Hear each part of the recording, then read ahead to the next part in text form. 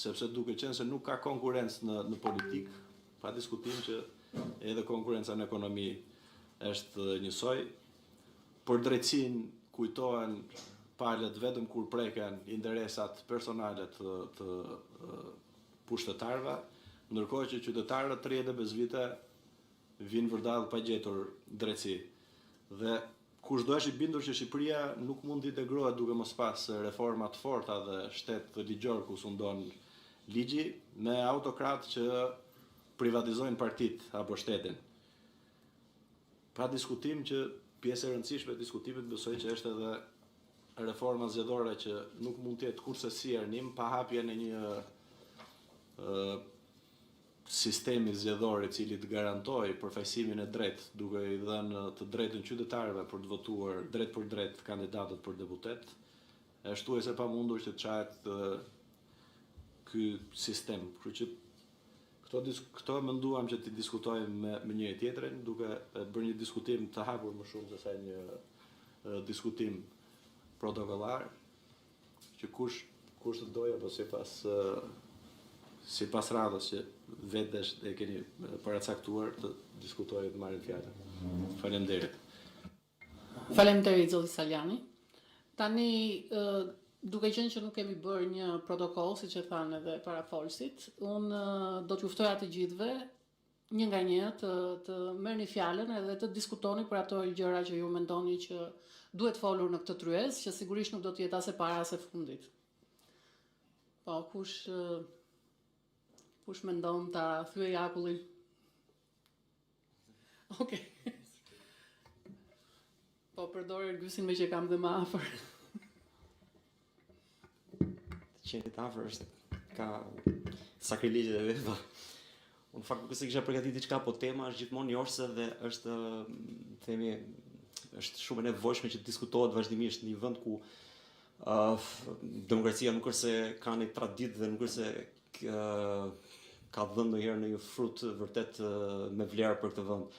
Aq më tepër në kushtet e sotme pastaj kur dukshëm palët kanë uzurpuar ato pozitat që kanë dhe nëpërmjet uzurpimit pozitat që kanë uzurpuar gjithë skenën politike dhe rrjedhimisht kanë uzurpuar gjithë vendin. Ka një paradoks që nuk besoj që ka pas në vend ndonjëherë në këtë lloj niveli siç e kemi ne. Po pyesësh gjithë njerëzit thonë se situata është keq, politika është keq, të gjithë janë keq. Keq opozita, keq qeveria, keq ku diun, pra gjithë aktorët politik janë të padëshiruar nga publiku dhe ka një lloj neverie mbarkombëtare, madje për çdo që del në televizor, ndoshta edhe për mua vetë këtu që nuk jam fshirë tek palët. Pyetja shtrohet si ka mundësi që të gjithë janë keq dhe askush nuk ikën. Pra këtu ka një paradoks dhe ka një problem që është një situatë krejtësisht e panatyrshme. Dhe për shpjeguar këtë sigurisht që ka teza, por mund themi që ajo që e karakterizon tashmë politikën shqiptare është kapja e politikës dhe pikërisht palët, megjithëse janë keq, kanë ngritur një sistem kapje të institucioneve, të shtetit, të partive, të skenës politike, të mediave, të biznesit, të gjithë shkaj, dhe pikërisht kjo vazhdoni mban, megjithëse janë keq.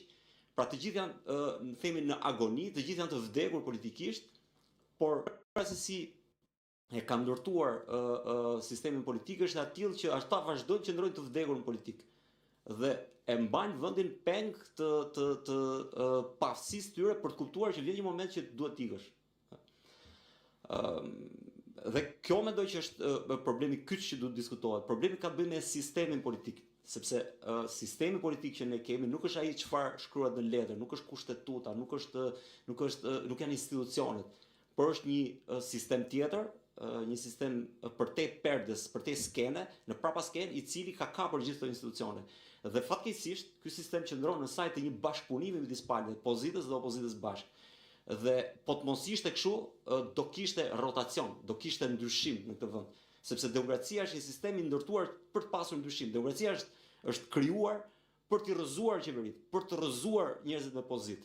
Pra, është ndërtuar me një mekanizëm të tillë që i jep mundësi njerëzve të ndryshojnë, të heqin, të rrëzojnë ata që kanë pushtet. Pse nuk funksionon në Shqipëri? Sepse ne kemi rrëzuar demokracinë dhe ne kemi kapur sistemin nëpërmjet mekanizmave të tjera. Dhe ky mendoj është problemi kyç që duhet diskutojë çdo kush që merret me politikën shqiptare. Dhe nëse ne nuk japim zgjidhje kësaj, nuk kemi se si të prodhojmë ndryshim.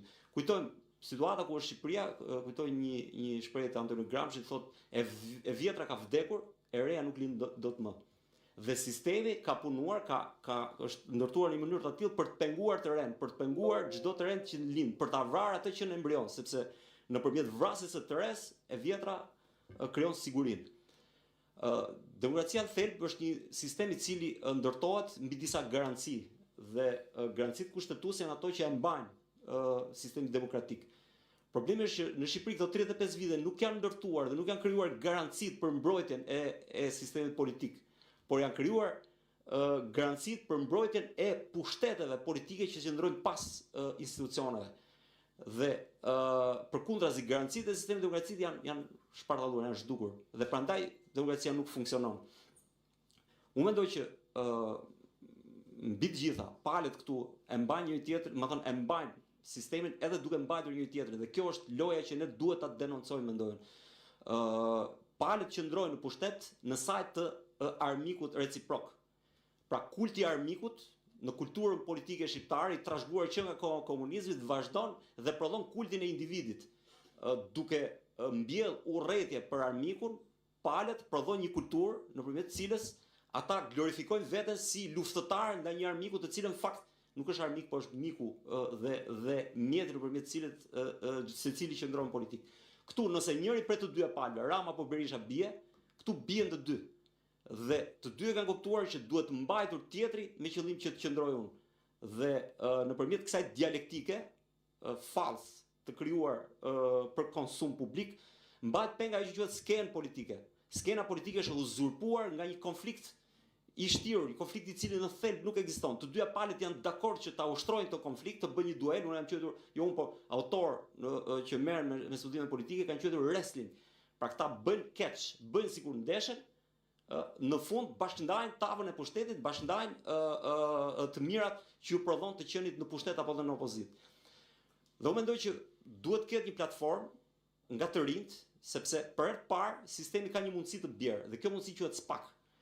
Pa këtë, ky pushtet nuk mund të rrëzohet, sepse ka në dorë gjithçka. Ta ka në dorë biznesi, ka në dorë oligarkin, ka në dorë mediat, ka në dorë institucionet, ka në dorë gjithçka. Në momentin që është krijuar nga ndërkombëtarët, jo se ne kishim të zot ta krijonim këtë, është krijuar një institucion i cili është vënë përballë sistemit, sistemi tashmë ka një avari. Dhe ky është një shans i artë që duhet shfrytzuar. Të rinë për të parë kanë një mundësi ta rrëzojnë këtë sistem për shkak se kanë prapa një forcë të madhe e cila ju jep atyre krah dhe mund ta rrënoj, pra mund ta rrëzoj, mund ta brej këtë sistem dhe ta rrëzoj. Kështu që unë mendoj që ky është momenti për të vërtet për të bërë një reflektim të madh dhe për tu rreshtuar në anën e dur kundra kësaj lloj politike që për 35 vite ka mbajtur peng, dhe për të mos zgjatur që në disa pika mendoj që mund të diskutohet për një platformë serioze. E para duhet fuqizuar institucionet, jo institucionet e kapjes shtetit, po institucionet e reale. Dhe këto institucione duhet pikë parë duke shtyrë dhe duke fuqizuar disa ligje të cilat unë mendoj se mund t'i shërbejnë shoqërisë. Pikë parë na duhet një ligj për partitë. Partitë politike nuk janë SHPK që dikush mund t'i trajtojë sipas interesit vet privat apo familjar apo klanor etj. Partitë politike janë produkte të shoqërisë dhe janë në funksion të shoqërisë dhe duhet rregullohen, garantohen me ligj që ato të mos kapen nga askush.